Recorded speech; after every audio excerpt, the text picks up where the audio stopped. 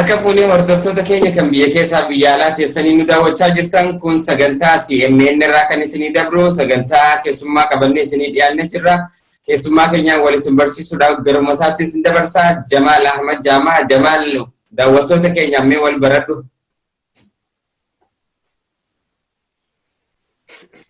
Galatoomaa akkuma jettan Jamaal Ahmadin Jaamaa, Jamaal Ahmad. Biyya Switzerlandin jiraadha gaamma kanuma. Wantoonni dheeraan ifiifuu seenaadha. Sayyoo keessa deemne pirogiraama irraa kana keessaan baanu beekta. Jamaal Ahmad Oromoodha, Switzerlandin jiraadha. Kanuma jeeyoon gabaabsirra wayyaa. Sirrii galatoomii namoonni baay'een gara toora feesbuukaatiin si beekan waa'ee qabsoo kanarratti baay'ee barreessitaa hedduu barreessitaa waa'ee biyya teenyaatii fi seenaadhaan wal qabate namni baay'een tanaan si beeku. Tanaaf nutis keessumaa godhannee si filannee yeroo aarsaa gootee nuuf dhiyaachuu keetiif garuu hedduu galatoomii siin jenna. Gamanumaa gara gaafii xiyyaatti hin dabra Jamaal. Gaafiin xiyyeetan jalqabaa qabsoo ilmaan Oromoo biyya keessaa godhaa jiran qabsoo qeerroon goote. Qeerroo sababa biraatii wal bira qabnee yoo ilaalle amma bifa lagannaatii fi bifa mormii garaagaraa dhageessisuutiin biyya keessa gaggeeffamaa jiru tanarraa mee maaltu sitti fakkaata mee akkamitti ibsite qabsoo tana? Lagannaan biyya keessaa deemaa jiru qabsoo ijoodha. Qeerroon waraanni amma Oromoon qabu qeerroodha. Qeerroon loltuu Oromooti. Miyaati.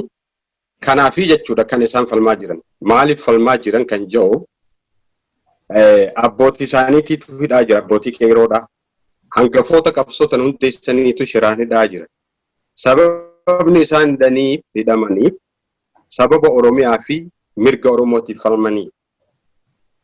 Mirga Oromiyaa fi Oromoof falman san ammoo qeerroo tana dhaalchisanii jiran jechuudha.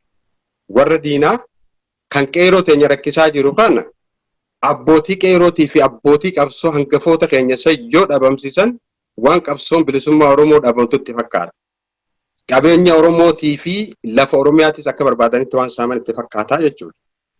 Kana gaa humniti amma nuti ni jirra abbootiin keenya qabsoo nu dhaalchisanii jiranii yoo isaan dhumanillee nuti ni falmanna. Yoo baaftanaat nagayaan baasaadha. Nagayaan baasuu baatan ammoo isiniitu hin jiraanne. Kan jiru deebii kannaafii jiranii jechuudha. Immoo seenaa qabsoo waggaa 5 yookiin 4 dabranii keessatti warra gartee bilxiginaa fi jettu yartuu tanaa miti. Warri wayyaanee kan humna gayaa qabu kan miila lamaan lafa dhaabbate sunu humna qeerroodhaan ni beekaa. Isaan san hubannoo dhabaa fi humna gartee garee humna Oromoo humna qeerroo Oromoon beeneetiitu as ba'e jechuudha. Garee tanatti agarsiisaa jiranii jechuudha.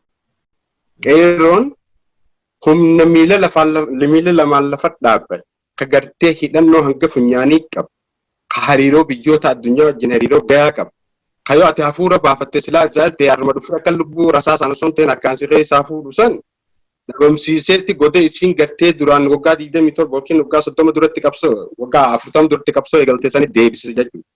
Qeerroon ta'e. Amma humna gartee warra humna qeerroo tanaa hin bariiniitu as ba'ee qeerroo jolfamaa jira jechuudha. Qeerroon kanaas agarsiisaa jirti. Qabsoo qeerrootii fi qabsoo bira qabee ilaalu ni jira. Maali kun? Deebiin warri walaayittaadhaa dafanii deebisaniif deebii gartee kadhattuu xixiqqoo kadhattuu guddoon barbaannee jira. Kadhattuu tujjaaraa jira. Maatiin goone akkasitti halaallu akka fakkeenyaatti. Warri walaayittaadhaa yoo loleessu maan fidu kanaaf jecha isaan kana ofirraa sossobuun dirqama tahaa jechuudha. Yommuu lole humaallee fiduu baatu garuu deeggarsa qabsoo Oromoo tanatti yoo as makaman waan tokko miidhaa fiduu danda'u waan juwaa yaadaniitu jira. Saniif isaan ichumatti ofirraa fi qabanii humaallee nun gootan garuu immoo hidhamtoota keessan isinii baafne jedhanii akka gartee qubaan waan tuffiin kennanii fi takka waan akkasii. Duulli Oromoo Oromoo tanarratti xiyyeeffatu maaliif? Tokkoffaadha. Biyyi Itoophiyaa jedhamtu tun mataan isii Oromiyaadha. Harki guddaan. Oromiyaa irra jeequmsi ka'e jechuun Itoophiyaan nagaan qabdu jechuudha. Fakkeenyaaf yoo Oromiyaan fottoytees akkasuma biyyi Itoophiyaa jedhamtu jiraatu jechuudha. Qeeroo lafaa kaate jechuun Itoophiyaan lole jechuudha. Uummata Itoophiyaa guutuun akka loleeti jechuudha. Kanaaf yoo qeeroon kaate biyyi Itoophiyaa jedhamtu sunuu akka hin jiraanne waan beekaniif jecha waan fedhan ta'anii gangalatanii kuffanii ka'anii qeeroo tan kadhaanis ta'u lolaanis ta'u hanga jiganitti hanga danda'ametti qeeroo wajjin falmuu barbaadan jechuudha. Kun ammoo qeeroo tuffatanii osoo hin ta'in qeeroo sodaataniiti. Amma namoonni hedduun walaayitaan xiqqoon sun namoota isaanii baafattee hidhaa irraa goggotoota isaanii baafattee nuti akkamitti hoggoltoonni keenyidhaa ta'aa nuti maaliif kaan hin falmine tuffiteenya jenna. Dhugaadha. Namichi Abiy jedhamu kun tuffii Oromoodhaa ni qabaa kun beekamaa gaaffii qabu garuu tuffii Oromoo osoo hin ta'in tuffii isaanii darbe sodaa isaaniitu caala. Sodaa isaanii caala. Jawaar Mohammadii fi Baqqalaa Garbaa faan Dr. Shuggut Fulataa faan Abdii Raggaasaa faan barbadii hidhamaniif hin qabani. Sodaa Oromoo ta'aniif, sodaa abbootii qabsoo ta'aniif. Maaliif? Yoo isaan kun akkuma isin jee qeeroon Oromoodhaa waraana Itoophiyaati. Itoophiyaa diiguu dandeessi. Isaan kun nagaan jiraatanii mirga uummataa kanaaf falman, mirga Oromootii fi lafa Oromiyaa akka falman ta'e biyyi Itoophiyaa nagaa hin harkattuu jechuudha. Kana waan sodaataniif jecha jara firraa hidhanii qeeroo humnaanuu ni kaamsinaa warra qabsoo gaggeessu immoo mataa isaanii mataa qeeroo yookiin hogganoota qeeroo qabnee jirra warri hafe humaa hin fidu waan jedhanitti yaadan jechuudha. Kana warri hafees qeeroon hafte hoggansaas caasaa mataa isii qabdi laakki hoggantoota keenya hitanis barnuuti ni jirra isiniif wayyaa baaftan baasaa yoo baasuu baattanis ammoo nuti akkuma kalee falmaa turre sanitti har'aas falmina waan juu deebii kanaaf jiranii jechuudha maame kanumaan siin jaa. Hayyee amma xiqqasha duubaan si deebisa mee gaafa qeerroon qabsooytee Abiyyi fi Lammaa sadarkaa tanaan geesse sabni biraa qeerroo tanaa wajjin falmee fakkeenyaaf aangoo irraa buuse yeroo tokko gizee dhaadatan dhageenyaan qeerroon TPLF yookaan Tigraayis qabsaawaniiti aangoo tana mootummaa TPLF bulchaa jiru san akka waan isaanis aangoo irraa buusanitti qabsoo san keessaa harka qabanitti dubbatamaa ture. Mee Oromoo wajjin sabni biraa qabsaa'ee aangoo tana biyya tana cabsee harka kaa'e. Abiyyi fi Lammaa harka kaa'e kana mee akkamiin ilaalta yeroo sanitti dhugumaan sabni biraa TPLFis dabuu kana keessaayis Amaaraa Kililinis dhugumaan mee qabsoo tanatti makamanii jirre kunis qabsoo tana sadarkaa biyya tana ittiin kuffisan ga'anii.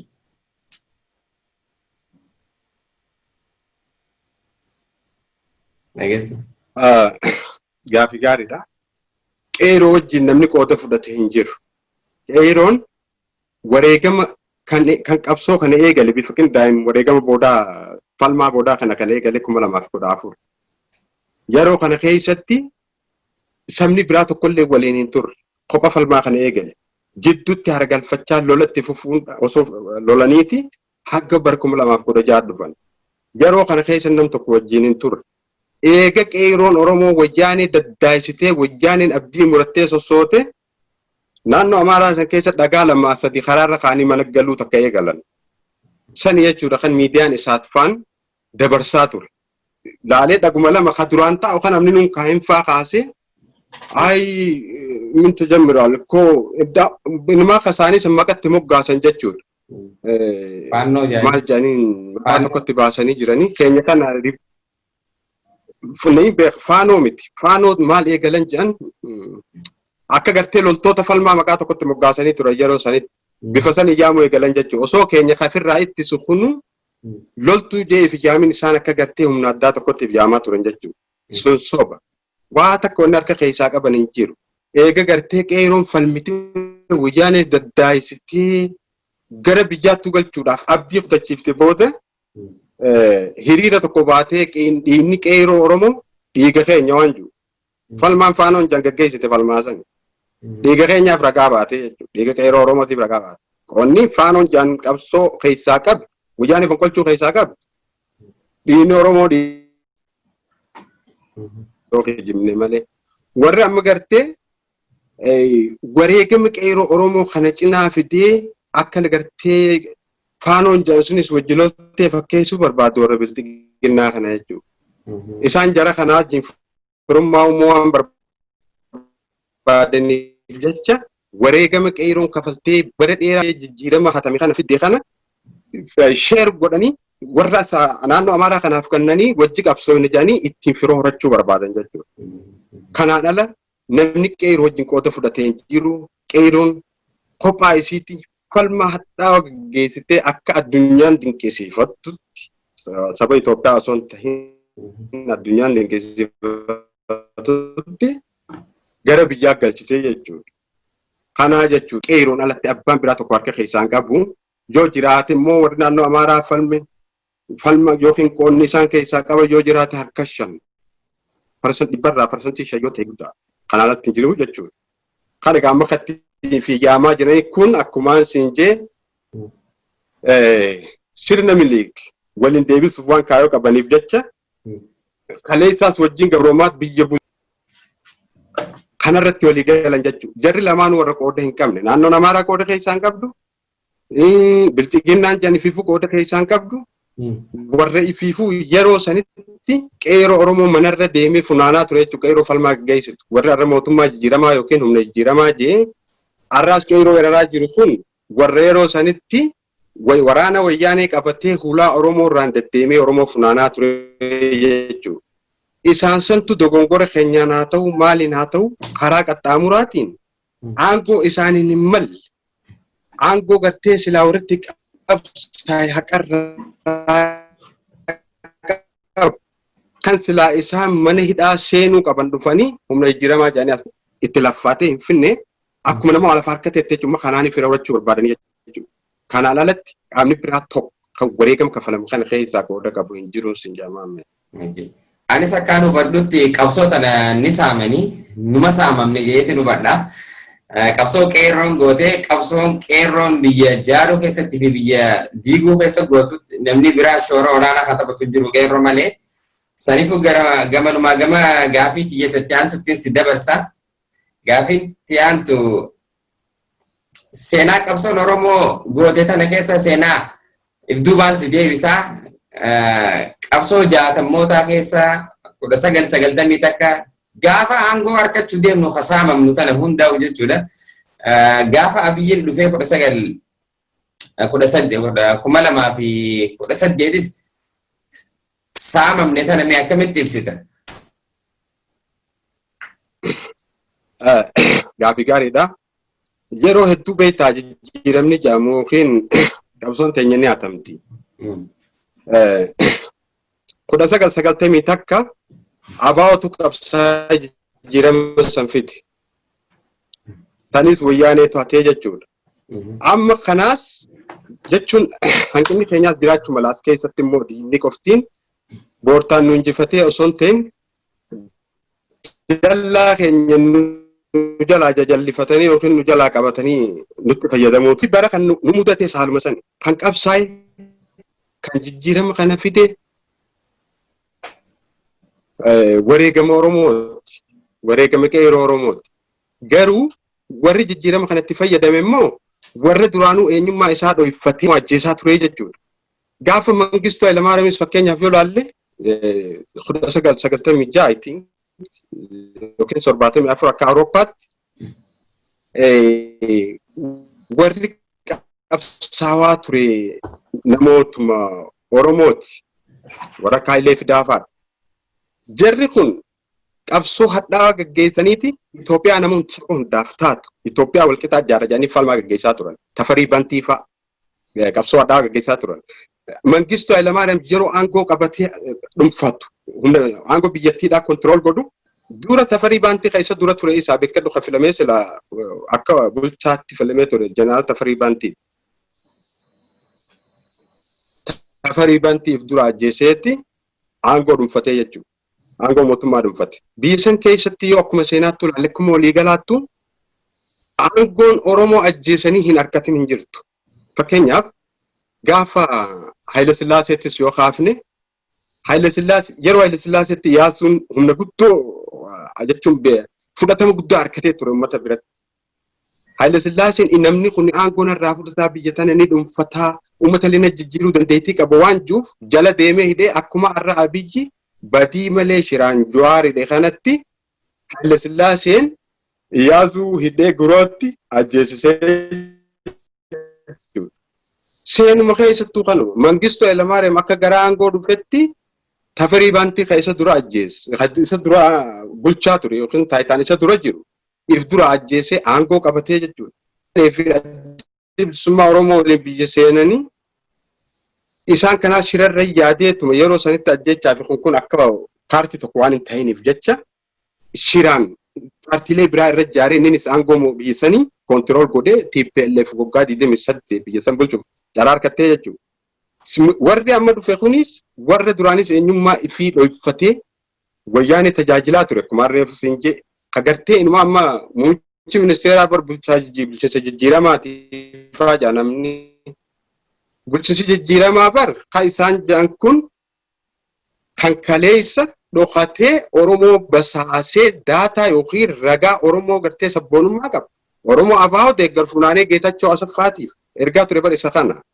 Humna kanaatu humna jijjiiramaa jee dhufee jechuudha. Maaliin dhufan? Kaayoo TPLF kaleessa waliin gaggeessan san osoo hin ta'in eenyummaa gartee ijoollummaa irraa abjootaa turan. Itoophiyaa takkitti tasirna milli Haayile Sillaaseedhaa san ta gartee wayyaanee keessatti haara'umsuun hin mijaa'iniif san carraa harkatan kana fayyadamanii warra gartee Itoophiyaa san jaalatu nafxanyoota ifi qabanii kanaa wajjin Itoophiyaa san haara'umsuu barbaadan jechuudha. Amma sababni hayyoonni Oromoodhaa hooggantoonni paartii mormitootaa itti hidhaman Itoophiyaa akkasiisan harka dhorkanii jechuudha. Itoophiyaa akkamii Itoophiyaan sun Itoophiyaa aadaa takka qabdu, Itoophiyaa afaan tokko dubbattu, Itoophiyaa gartee seenaan adwaati seenuma Oromooti jettu, Itoophiyaa Minilik nugusa Itoophiyaa ka waliigalaati Itoophiyaa nuuf jaare malee humaa hin balleessine jedha. Tan gartee waliin itti aman Itoophiyaa amantii takka qabdu Itoophiyaa akkasitti jechuun isaan jaaruu barbaadan. Abjootaa turanis tanaa jechuudha. Amma duulli Oromoo irratti baname, duulli sabaaf sablammoota irratti baname, sabaaf sablammootas beeku saayikooloojiin irratti banamee jira. Humna guddaa Oromoo kana dura cabsanii itti dabruu barbaadan malee duulli kun Oromoo qofa irratti baname. Yoo Oromoo cabsanii dhaabbata jechuudhaami. Saba guddaa kan ofirraa cabsanii ukkaamsanii uffisiisaniiti saboota xixiqqoo gartee harka tokkoon qabuu hin danda'an. Warra harka lamaan irra bobba'uun barbaachisu kan ofirraa ukkaamsanii warra gartee harkuma tokkoon asii maal goota jennee kacaajuuti akka gartee fakkeenyaan daakoo yookiin lukkuu haadhoo dura qabdee ilmaan xixiqqoo kanuma qabdu akkas ilaalaa jiran jechuudha naannolee hafan. Itoophiyaa san deebisuuf jechuudha duulli kunutti kan saba guddaa Oromoo kanarraa eegalee saboota xixiqqaa hafanitti tarkaanfachuuf deemu jechuudha. Amma maali carraan bareedaan jiru TPLF diduudha. Wayyaaneen nuti lakki paartii bilxiginnaa jedhamtu hin beeynu nuti hin beeynu jettee TPLF jalaa diduudha. Osoo kun bayte ta'e Itoophiyaan takkittiin deebitee jirti. Tole jettee osoo TPLF waliin bilxiginnaa jedhamtana taate Itoophiyaan takkittiin dur deebitee jirti jechuudha. Baay'ee way wanni namni beekuu qabammaa asirra waan takkaa jira. Bilxiginnaan yookiin mootummaa seeraatii miti yookiin mormituu miti waan dhaaba seeraan beekamu miti. Maaliif? Muummichi ministeeraa yookiin bulchaa ta'uudhaaf nama carraa qabu miti. Yookiin immoo itti gaafatamaa paartiitii miti. Kana sababaan juufiin qaba. EPRDF taheeti wali qabaa liqaambar coalition paartii afranii san tahee dhufee jechuudha namni kun. Paartii san diigeeti EPRDF diigee bilxiginnaa waan jedhamu jaare. Bilxiginnaa tana keessa paartii hunda harkaan qabu TPLF alatti haftee jirti jechuudha. Inni EPRDF hin dhufe sun har'a nama biraa tahee jira paartii kanaan fottoqee jira. Shiftaa fottoqee jechuudha amma gareen tun. Ifiifuu seeraan beekamtiin qabu akka mootummaatti kan biyya bulchaa jiru kun ifiifuu beekamtiin qabu jechuudha. Warra gartee akka paartii biyya bulchitu kan beekamtii kanneef garee filannoo yookiin National Electoral Board kajaniin kana warra isaaf mijjaa achi kaayyateete kan silaa seeraan daangeffamu gareen tun akka gartee paartii seera qabeessa gooteef jechuudha. Waan fedhe haa ta'u EPRDF hin diigame. Sababni hin diigaminiif TPLF ta'u waliin jaaran alatti haftee jirti. Osoo waliin jiraatanii dhugaadha baqanii jiran jaama. Bakka sun haftee jirtutti EPRDF sichi jira. Shiftaan bilxiginnaa jaamee fottoqee sichi jira. Uummanni Sidaamaa uummanni akka Oromoodhaa kun bilxiginnaa ta'ee hin jiru. Ifiifuu caaseef EPRDF san keessatti ifarkaa jira jechuudha. Kaayyoon isaatis sirnuma san federaalizimii kana dimokiraatiffannaa waan tureef jecha achuma keessa dimokiraasii barbaadaa jira malee Itoophiyaa dullatti deebifnaa biltiginaa tanaa wajjin hin jiru jechuudha. Kanaaf biltiginaan shiftaa fottoqee taa'u jiru. EPRDFs maqalee fottoqee taa'u jira. Amma biyyi tunu mootummaa qabdiin gaafi. Biyyi mootummaan qabdu yookiin paartiin seeraan jirtu eenyumaa paartiin seeraa mormitu tana jechuudha. Rakko wanni madeemaa jiru maali? Mootummaa seeraan hin beekaminiitu mormitoota seeraan beekame jeeqaa jira jechuudha. Kana wanni namni beekuu qaba. Inni biltiginaan mootummaa seeraan beekamtuumi. Mormitoonni ammoo durirraa seeraan galmaawanii ulaagaa guutanii mormaa jiran. Warri immoo mootummaa ifeenjii kun ifiifu seeraanuun beekamte. Shiftaa akka mootummaatti if yaama. Kammoo seeraan beekamtii hin qabneetu paartiilee mormitootaa kan seeraan beekaman jeeqaa jira. Kana wanni jiru amma. Ayyee gamanuma gaafii sadaffaatti si dabarsaa. Gaafiin xiyya sadaffaan sirna federaalizimii dhugaatii fi sirna federaalizimii TPLF itti fayyadamaa turte sirna naftanyaa amma jiru kana sadeen wal bira qabdee mee akkamitti ibsite?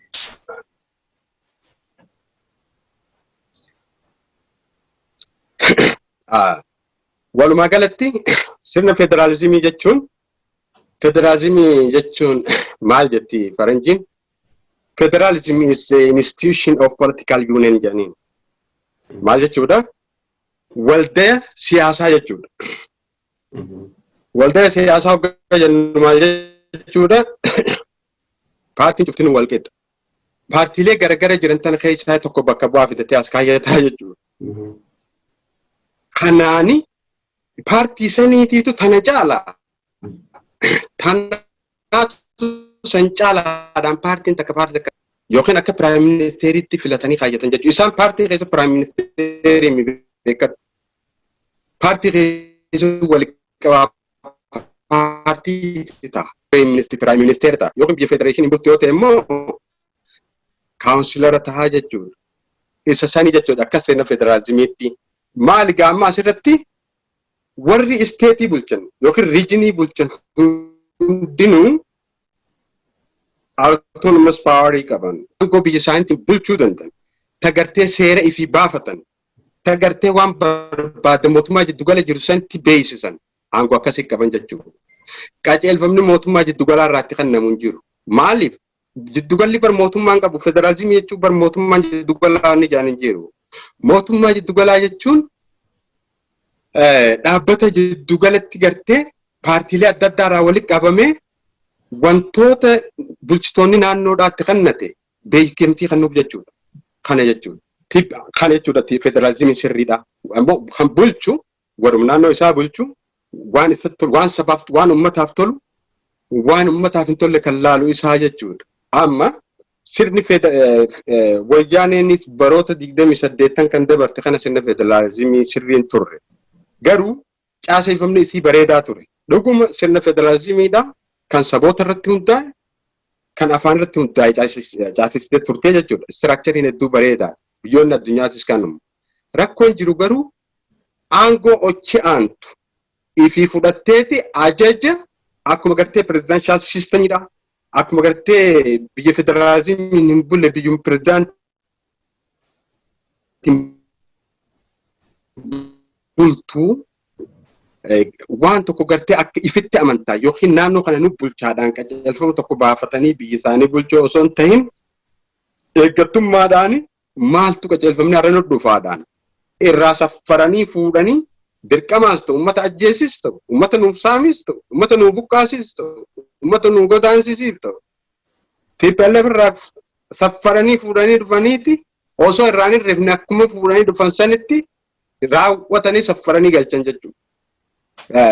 Haalli TPLF keessa turteessanii jechuudha. Caaseeffamni bareedaa ta'us hanqinni isaa dimokiraasii dhabuudha ture.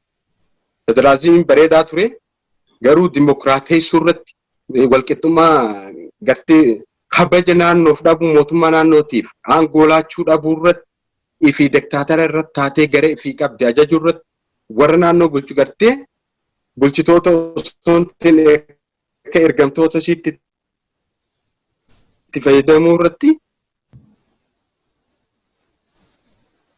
dimokiraasii amma jiru immoo kun gaafii hin qabu.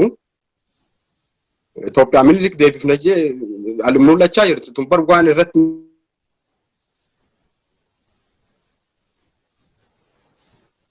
Sagalee ciccitu jirti waan ta'e hin beekne mee kana jidduu hin babaasa. Hello. Hello.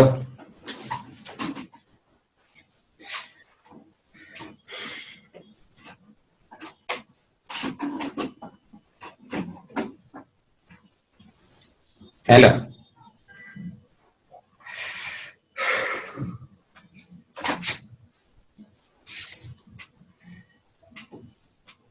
Waanuma dubbatanuu qabdu bartuun. Sagalee ciccitaa jirti James qaqqabamuu jirti hedduu neetworkii.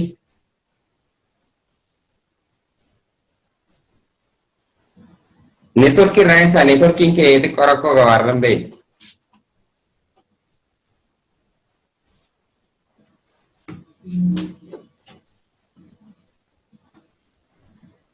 Dubartootas gudeedaa jiru jechuudha. Daa'ima amata 13 gudeedaa haadha abbaa dubartii abbaa manaa qabdu abbaa manaa duratti gudeedaa qabeenya isaanii saama har'a ajjechaa deemu jirtu tan kan geggeessaa jiraniif Itoophiyaan minilik jaalattu Itoophiyaan minilik osoo jaaraa jiruudha akka carraa ta'ee umriin biraa kutti isiisan galmaan ga'uuf jechuudha.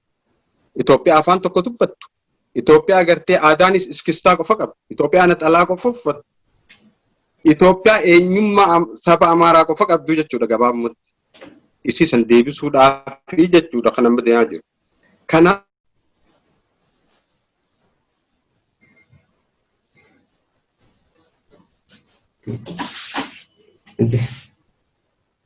komachaa ture jechuudha. Maaliif komachaa ture? Sirni fokkataa ta'ee osoo hin ta'in dimokiraasii dhabu. Federaalizimiin hamaa ta'e osoo hin ta'in dimokiraasii dhabu. Har'a immoo sirna isa san caalu inni taja'ee sanuu dibba. Eenyummaa waan jedhan kan TPLF isinii kan sanuu isinii guddate. Eenyummaan isiniif hin barbaachisu kan jiru. Eenyummaan isinirraa mulqamee Itoophiyaa takkitti jala bulu qabdan kan jiru. Sirni gartee mirguma TPLF amantee eenyummaa saboota amante afaan saboota amante sanu Oromoo wajjin qabsoon qabaa jira jechuudha. Maaltu barbaachisaa gaa walumaa keessatti jaanaa. Gaafinti tatti aantu sochii qeerroon biyya keessaa godhaa jiran kanaa fi biyya alaatti godhaa jiran kana lamaan akkamitti ibsitame? Sochiin bareedaadha. Hedduu nama boonsa. Fakkeenyaaf biyya alaarraa yoo eegale hiriirri takka addaan hin cinne hiriirri biyya hunda keessatti deemu kun bakka hundatti fudhatama argachaa jira. Namoonni hiriira bahaa jiru kun ammaas nurraa eegalee yeroo hedduu baanee jirra ammaas bahaa jirra.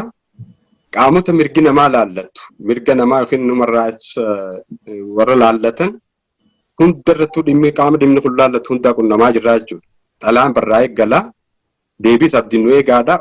Waa hundaa'u deebis harkachaa jirra jechuudha. Abdiin nu eegaa waan jiru irraa harkachaa jirra jechuudha.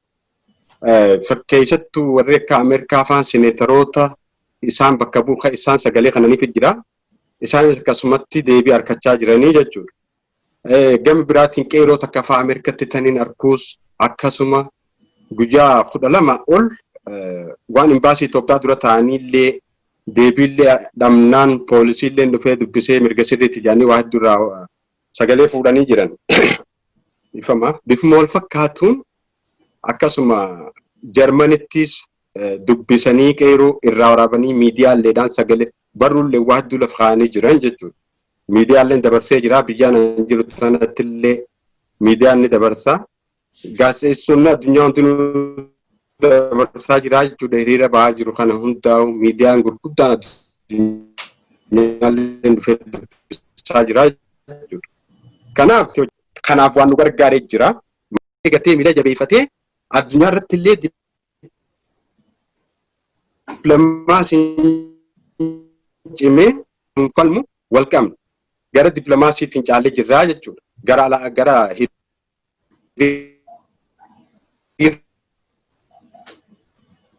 alaabaa fi qabsoo alaa gaggeeffamu injifannoo guddaa galmaa jira. hedduu gaaddisoo fi uggurraan gabaa deddeebi'u kana keessatti injifannoo babbareedaan galmaa'ee jira. Marsaa duraa irratti qarshii miiliyoona gara 100 kasaartee jirti jechuudha Itoophiyaan uggurraa yeroo gabaabaa san keessatti. Akkasuma gama biraatiin investoroonni alaa kan biyya san qaadimu kan biyya san keessatti waa godhuu barbaadu kan silaa biyya saniif bu'aa buusu sababa falmii kanaan sodaatee jira jechuudha. Gama akkumaan sinjee gama dippiloomaasiitiinis biyya kana jeequmsi jiru warra biyya keessaatiin ol qabatee ajjeechaa namni ni wareegama biyya wareegamti malee bilisoomte hin jiru. Biyyi wareegama malee bilisoomfatan addunyaa kanarra hin jirtu. Namni ni wareegama ammoo wareegamaa ta'uu bilisooma. Biyya kana nama ajjeesaa jirtu keessatti investara maal barbaanna yookiin immoo hariiroon isiin biyyoota gurguddatanii wajjin wajji qabdu maali kan jiru biyyoonni gurguddoon hedduun komii kaasanii jiranii jechuudha. Falmiin qeeroon biyya keessaatti jirtu bu'aa guddaa buusaa jira. Gama tokkoon dinagdeen kuffisaa jira. Gama tokkoon dippiloomaasii gurra gartee Nobel Prize winner yookiin Prime Ministerii Nobelii fudhate jechuudhaan gurra isaa ol keessan lubbuu nama 2 ajjeefamu arku fi gurraa gabayaa arku qaamonni mirga namaa falman miidiyaaleen addunyaa gurguddaan biyya san keessa jiru gabaasaa jiran jechuudha. Sadarkaa kanatti isa arkuu jechuun kufaatii guddaa jechuudha. Kanaaf jijjiiramni guddaan dhufaa jira jechuudha. Qabsoon keenya wareegamnullee bu'aa guddaa buusaa jira sin jechuu barbaadetti himame. Hayyee gama dhumaa deemaa jirra Jamaal keenya dhumarratti mee qabsoo qeerroo biyya keessaa godhaa jirtu tana mataa walii qabuudhaaf maal dhaamtaaf maal gorsitamee gorsa warra biyya keessa jiruufis warra biyya alaa jiruufis lamaaniifuu dhaamsa yoo qabaatte dhumarratti. Dhaamseen qabu dura warra biyya alaatiif nuti warri biyya alaa jiru biyya nagaa keessa jirra hiriira baanee sagalee isaaniif ta'uu dandeenya. Xalaa barreessinee qaama dhimmi ilaallatu qunnamnee rakkoo biyya teenya keessa jiru qaamolee adda addaatti beeksisuu dandeenya. Kana cinaatti waan godhuu qabnu jira. Qeerroon teenya qabeenya dhuunfaatiif osoo hin ta'in biyya takkitti walitti qabnu saniif uummata keenya kan gabrummaa jala jiruuf falmaa jira. Akkuma falmaa jiran sanitti madaa'uun jira, ajjeefamuun jira, qaama irrachuu jira. Qabeenya dhabanii osoo qabeenya hin qabne inni kuulii dalagatee waan guyyaa nyaatu waan irra nyaatee olee buluun jiraatuutu hiriira kana ba'ee falmaa jira jechuudha. Namoonni kun jiraachuu barbaada waan ta'eef kan madaa'e fayyuu barbaada waan ta'eef kan ilmi duraa du'e jajjabeessuu barbaachisa waan ta'eef qaamni ala jiru kun hawaasni keenya kan diyaasporaa jiru kun dinagdee deeggarsa dinagdeetiin bira dhaabbachuu qaba. Dinagdeen bira dhaabbachuuf immoo ijaaramuu qaba hawaasni keenya. Qabeenya walitti qabee qabeenyi ni qaba hawaasni keenya guddaadha. Akkuma guddaa kana qabeenya qaba. Qabeenya qabu san walitti qabee isinii laan duutu anaas si'a waalajee hamilee kan nuuf qaba isaan san. Haadha ilmi duraattu abbaa ilmi duraattu jajjabeessuudhaan hamilee yoo bira dhaabbate qabsoon teenyaaf booda deebituu jechuudha. Wareegamni jiraatus akkasuma bilisummaanis jirti. Ammoo warra biyya keessa jiraniif dhaamsiin handaam qeerroo teenya keessattuu qeerroo teenya jajjabaadha isin wajjin jirra akkumaan wajachaan jeekan dinagdeen ta'us maal isin bira jira kan hin jiru kana anarraa dabalateeti hundi keenya isin bira jirraa jabaadhaan jaan gama biraatiin qabsoodhaaf qeerroo qofaa miti kan lafataa kan yookiin kan mugaafnechi kan inni lolaa jennee qeerroo waraan addaatiin biyya fi birmadummaa kabachiisuudhaaf biyya fi bilisoomsuudhaaf dubartiin hirmaachuu qabdi. Ammallee hirmaachaa jiranii abbootiin qeerroo jennechi darbinoo osoo hin ta'in abbootii fi hawwan abbootiin amantii abbootiin gadaa jaarsoliin qabsoota keessatti hirmaachuu qaban. Qooda keessaa fudhachuu qaban.